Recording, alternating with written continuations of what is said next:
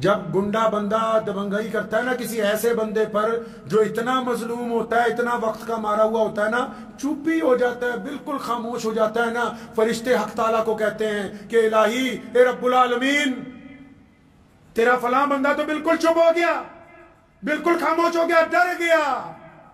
سنا پھر کہاں سے کام خراب ہوتا ہے ظلم کرنے والے کا؟ جب ظلم سہنے والا بالکل چپ ہو جاتا ہے تو رب جس نے یہ دنیا بنائی، وہ الہ جو کائنات کا مالک ہے، وہ دنیا کے لوگ جس کو ایشور کہتے ہیں، جس کو ہم اکال پرخ کہتے ہیں، وہ خدا جو تمام کائنات کا پالن ہار ہے، جب بندہ چپ ہو جاتا ہے نا، پھر اللہ فرشتوں کو کہتے ہیں اچھا وہ سامنے والا میرا بندہ گھبرا گیا، سہم گیا، ڈر گیا، چپ ہو گیا، تو اچھا اٹھاؤ قلم، لکھو اب جو یہ ڈر گیا ہے اس کی طرف سے بدلہ اس کا رب لے گا، اور جب رب بدلہ لینے پہ آتا ہے بندے کی مت مار دیتا ہے، دنیا کی کوئی طاقت پھر اس کا ساتھ نہیں دیتی ہے۔ اللہ اکبر۔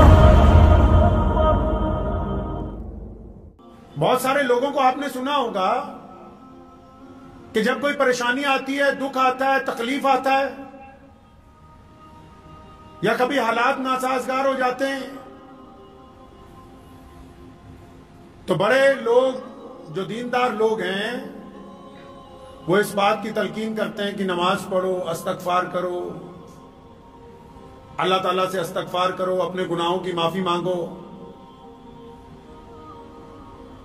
لیکن اسلام نے انسانوں کی دو طریقے سے رہنمائی کی، روحانی طور پر بھی، جسمانی طور پر بھی، دینی طور پر بھی، سماجی طور پر بھی۔ اب صرف ایسا تو ممکن نہیں ہو سکتا کہ کوئی پریشانی صرف دعا سے ہی حل ہو جائے۔ دعا بھی کرے، کوشش بھی کرے۔ پتہ یہ لگا کہ دین جو ہے وہ دعا کے ساتھ کوشش کا نام بھی۔ ایسے کیسے ممکن ہو سکتا ہے کہ ایک بندہ بیٹھا دعا کرتا رہے کہ یا اللہ مجھے پیاس لگی ہے، پانی پلا دو، تو دریا جو ہے اس کے گھر تک آ جائے؟ نہیں، وہ دعا کے ساتھ اس بات کی کوشش کرے کہ وہ اٹھ کے اس جگہ تک پہنچے جہاں سے اچھا، میٹھا، صاف ستھرا پانی میسر ہو سکتا ہے۔ اگر ہم پہلے کے حالات دیکھتے ہیں تو دنیا میں ظالموں نے ہمیشہ بڑی بلند آواز میں جھوٹ بولا ہے۔ تو پہلے کیا ہوتا تھا کہ جب کبھی کوئی بندہ ظلم کرتا تھا، کوئی جھوٹ بولنے والے لوگ جھوٹ بولتے تھے، تو جو مظلوم لوگ ہوتے تھے، جو غریب لوگ ہوتے تھے، جو مظلوم طبقے ہوتے تھے، جو سماج میں پچھڑے ہوئے لوگ تھے، وہ اس ظلم کے سامنے چپ ہو کے اپنا سر جھکا دیا کرتے تھے۔ اگر آپ دنیا کی تاریخ اٹھا کر دیکھیں گے، اگر وشو کا اتحاد آپ اٹھا کے دیکھیں گے، تو پیارے پیغمبر حضرت محمد رسول اللہ صلی اللہ علیہ وسلم سے پہلے جو ظلم کرنے والی طاقتیں تھیں، ان کے مقابلے میں یا جن لوگوں پر ظلم ہوتا تھا وہ لوگ خاموش ہو جاتے تھے، چپ ہو جاتے تھے، تسلیم کر لیتے تھے۔ تو نبی علیہ الصلوۃ والسلام نے کیا کیا؟ ظلم کا جواب ظلم سے تو نہیں دیا جا سکتا، جھوٹ کا جواب جھوٹ سے نہیں دیا جا سکتا، بے ایمانی کا جواب بے ایمانی سے نہیں دیا جاتا، ریاکاری کا جواب ریاکاری سے نہیں ہوتا، گھمنڈ کا جواب گھمنڈ نہیں ہوتا۔ اب جو پلہ ہی پہلے برابر نہ ہو، ایک طرف طاقتور لوگ ہوں، دوسری طرف کوئی کمزور طبقہ ہو، تو پلہ تو برابر نہیں نہ ہو سکتا۔ لیکن ہمارے پیارے نبی صلی اللہ علیہ وسلم نے یہ تربیت کر دی انسانوں کی کہ پہلے دور میں جو رواج چلتا آ رہا ہے کہ ظالم جب ظلم کرتا ہے مظلوم سر جھکا دیتا ہے اور مظلوم اس کے آگے گھٹنے ٹیک دیتا ہے، مظلوم ظالم کے آگے چپ ہو سکتا ہے، لیکن پیارے نبی علیہ السلام نے یہ رواج ڈالا کہ اگر ظلم ہو تو ٹھیک ہے، کہ ظلم اگر ہو گیا کوئی بات نہیں، لیکن ظلم کے آگے گردن نہیں جھکائی جا سکتی ہے۔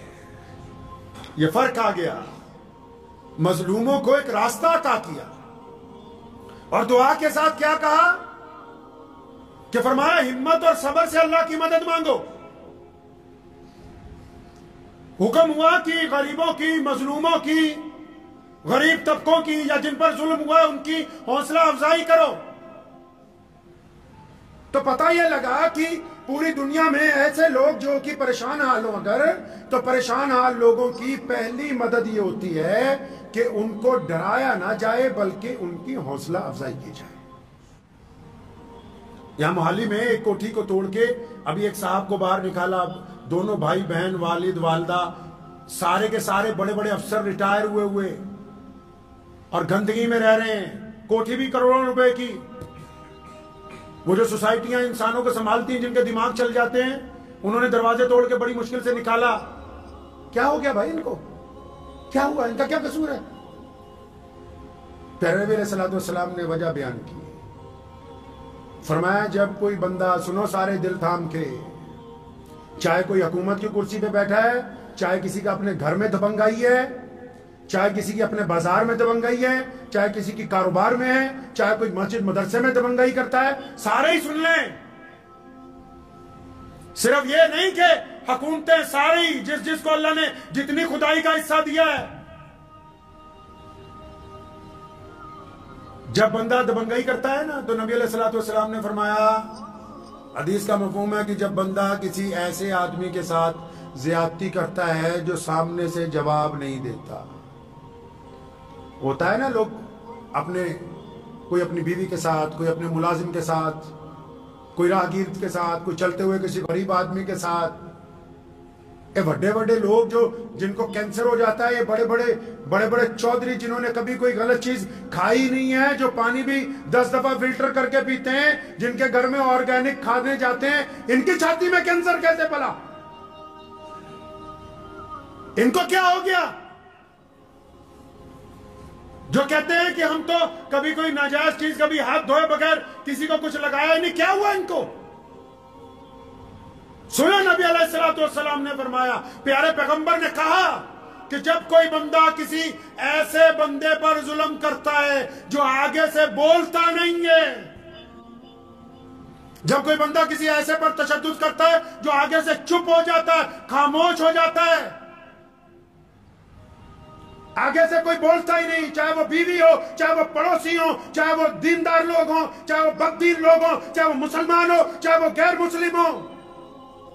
جو بھی آدمی اپنی طاقت کا غلط استعمال کرتا ہے، اور جب وہ کسی پہ استعمال کرتا ہے نا، تو جس پہ طاقت استعمال کرتا ہے، طاقت 2 طرح کی استعمال ہوتی ہے. جب طاقت استعمال کرتا ہے نا تو سامنے والا چلاتا ہے، گالی دیتا ہے، بدتمیزی کرتا ہے. لیکن یہ جو حدیث ہے، جب بندہ طاقت استعمال کرتا ہے نا تو سامنے والا جب چپ ہو جائے، ڈر جائے، سہم جائے، خاموش ہو جائے، تو پھر فرشتے اللہ کے پاس جاتے ہیں کہ اللہ وہ تیرا فلاں بندہ، یہ جو گنڈا بنا ہوا ہے، تیرا فلاں بندی وہ جو ظلم کر رہی ہے، یا اللہ جس پر تشدد ہوا وہ سامنے والا چپ ہو گیا ہے، بولتا نہیں ہے، ڈر گیا ہے.